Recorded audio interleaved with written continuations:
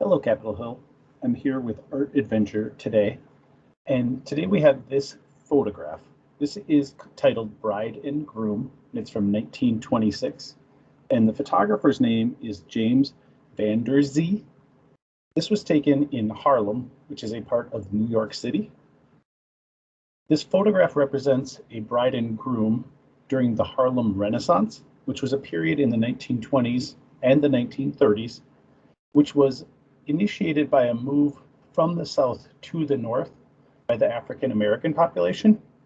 And with that move, they started to be more integrated into arts and culture, something they had been previously excluded from for racial reasons. And this photograph is a good representation of that period. You can see that they're very nicely dressed and in a very kind of fancy setting, as you would call it. The picture isn't just a photograph, though. Within that photograph, there's furniture, there's a painting, and there's also effects and drawings done to it. If you look closely in the fireplace area, you can see two hearts and an arrow, which were added by the photographer during development, meaning turning the negative of the photo into the actual print of the photo. You can also see that there's a little girl playing with a doll on the bottom left-hand corner of this photo, and she looks almost ghost-like. And what that means is the photographer exposed this photograph more than once, and during one of those exposures, he added the young girl with the doll. Why do you think that that photographer would want to add a young girl to a wedding photo?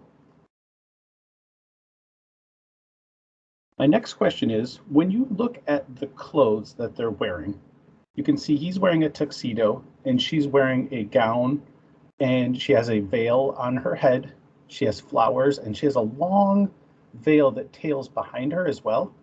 They're just very fancy. Could you imagine what you'd want to wear if you were getting your photo taken? Would you want to wear something fancy, something you're comfortable in?